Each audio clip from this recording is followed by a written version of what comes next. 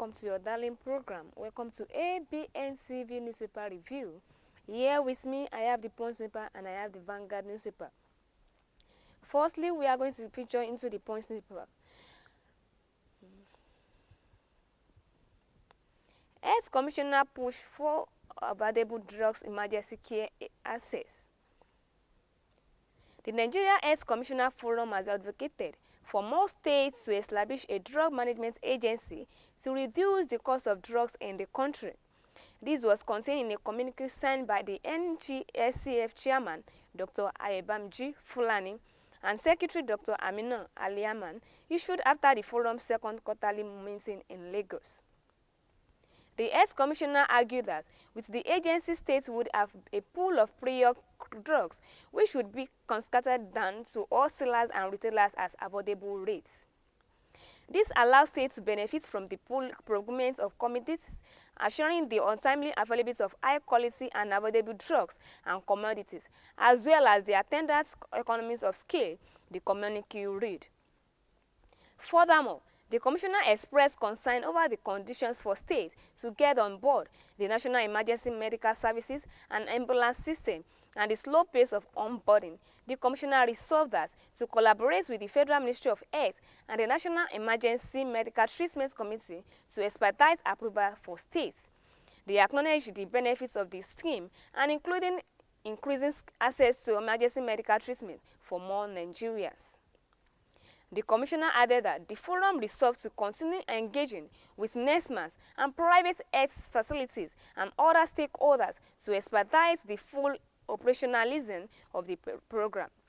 The Commissioner lauded that the Nigeria Center for Disease Control and Prevention leadership for the completion of the joint external evaluation in 30 states, urging that the center should make efforts to balance all other issues. Health Commissioner pushed for available drugs, emergency care access. The full text of this story is inside the Punch newspaper for today. Another story here with me in the Punch newspaper for today. Ekiti Bing wins rally behind ADC for 2026 governor elections. The African Democratic Congress, ADC, a platform of the coalition of political parties, unveiling in Ekiti State at the weekend, with big wins from the All Progressive Congress, People Democratic Party and Labour Party joining its ranks. The party said it was ready to deliver a people-oriented government in the state in 2026.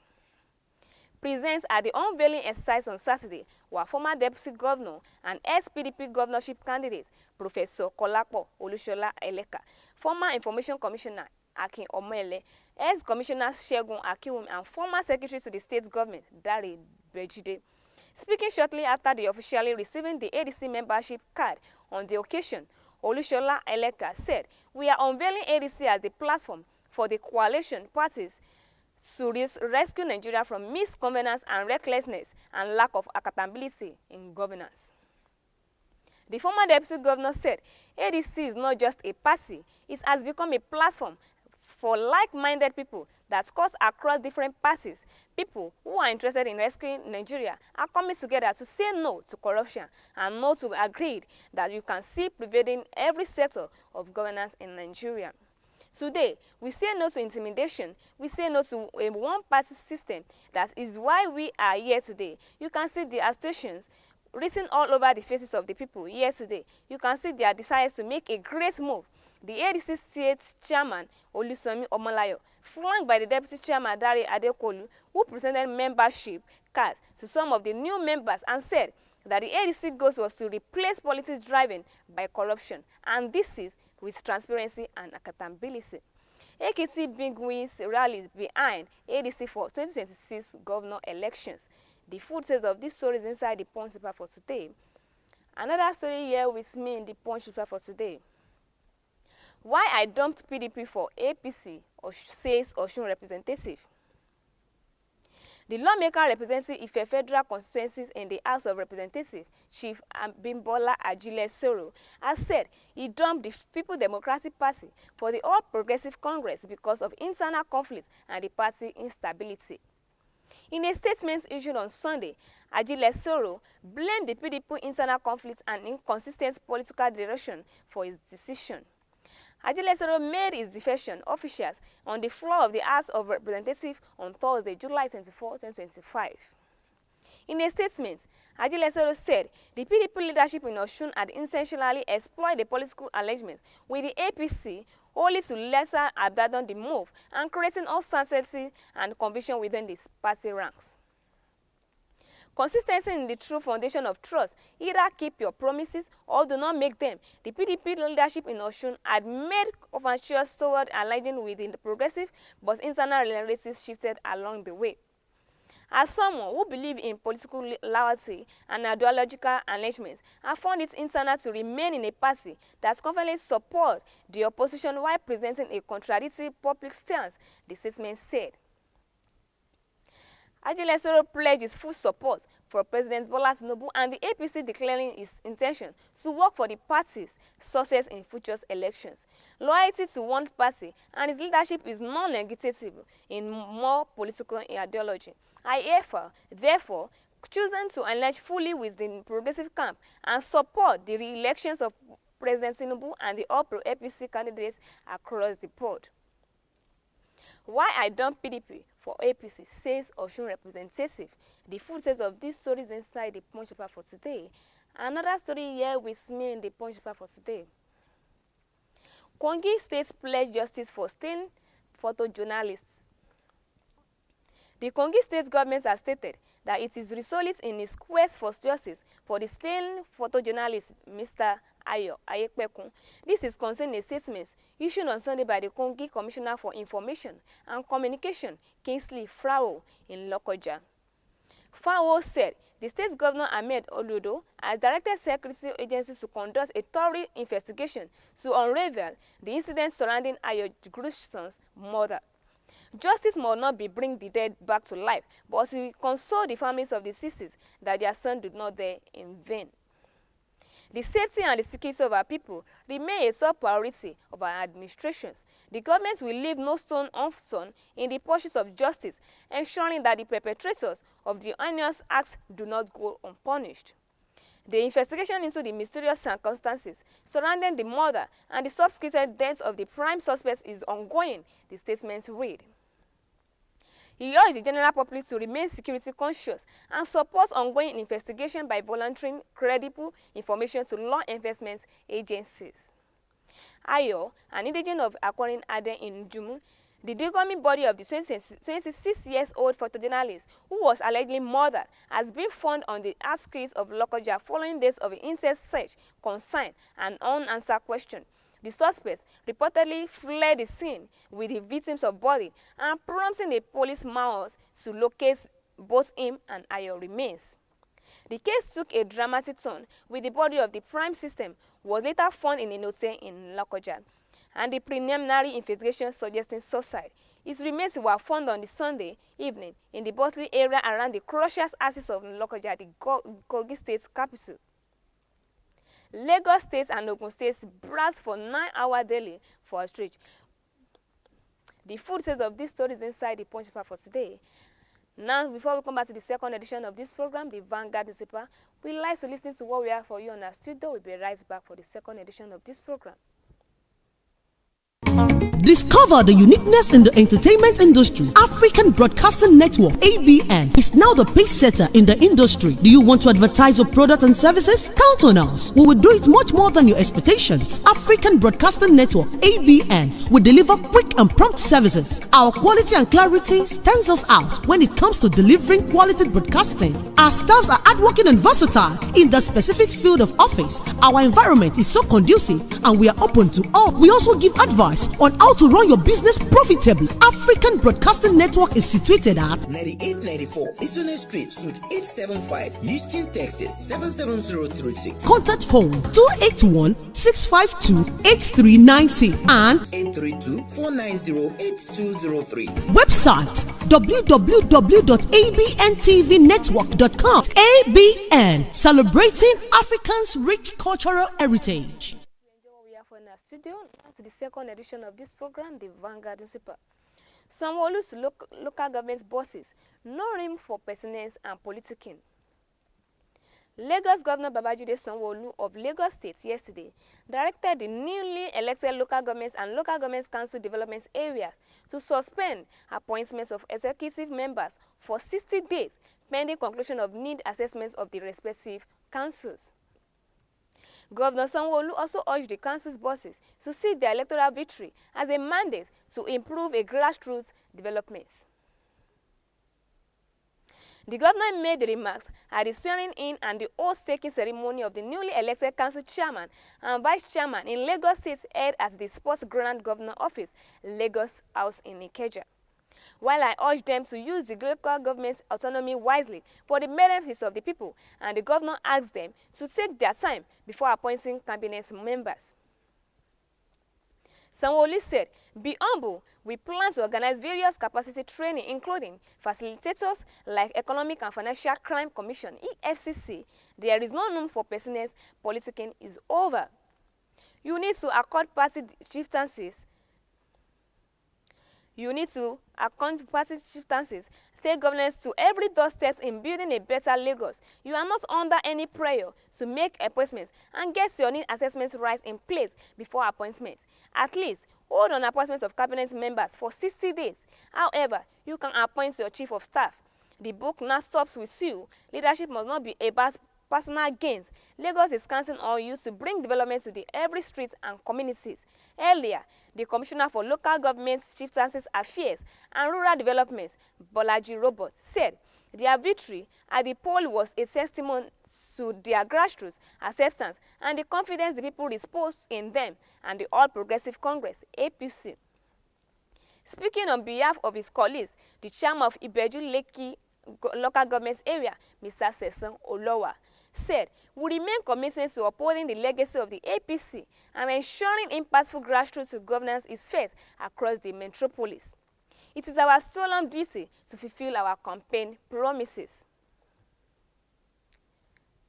Sanwo-Olu to local government bosses, "No room for persistence politicking." The footage of these stories inside the Vanguard newspaper for today. Another story here with me in the Vanguard newspaper for today. Lazan boss, LASK reaffirms commitment to emergency response. The Lagos State government has restated its commitment to strengthen the pre-hospital emergency care through strategies, upgrades to the local gas ambulance services, LASAN bus, even as its appeal to the people to support emergency operations and eliminate barriers to these life-saving interventions. Speaking during a media engagement theme, LASAN bus, analyzing impacts improving in sustainable response, the Permanent Secretary, Ministry of Health, Dr. Olusegun Ogboye, pledged the state government on delivering timely medical assistance through LASAN bus, a critical component of Lagos emergency response architecture. Emergency medical response is more than just transportation. It is about stabilizing lives on roads to divinate care, Ogboye said. He noted that LASAN bus has evolved significantly from its modest beginning in 2001 with just 4 pregnant vehicles to a fleet of 36 ambulance operating daily across 4 operational bases and supported by over 190 trained personnel. The services now include mobile ICU units and water ambulance for intervening communities. According to Ogboye, the service responded to over 80,900 emergency calls in 2024 and has handled nearly 3,000 cases so far in 2025, with an extremely low maternity rate in transit. He added, "In most years, we recorded that just a transit death, which speaks to the competence of our prominence." To tackle persistent challenges such as traffic guidelines, poor location description, and crowd interference, Ogboye said that the state is introducing new innovations and including 10 motorcycles ambulance and first responder volunteer scheme and improve digital tracking system. We are also exploring the use of private helicopters for potential air ambulance support in critical cases. He said, Ogboye called for increased public cooperation and saying the success of the service also depends on our citizen behaviors. Ambulance teams are not advertisements, they are just aliens. When you see an ambulance, whether it is empty or not, please give way and stop vandalizing emergency vehicles. These assets are built to save lives, he said. He revealed that 60% of Lazarus cases in 2024 were trauma-related, mostly road traffic accidents, and while 25% were medical emergencies, including seizures and cardiac events. The remaining 15% were obstetrics and public health emergencies. Lazarus and LAX reaffirmed commitments to emergency response. The full set of these stories inside the Vanguard newspaper for today. Another story here with me in the Vanguard newspaper for today, which is the lastly story here with me. Seek permission to appoint AD supervisors. Sanwo-Olu stole new council chairman.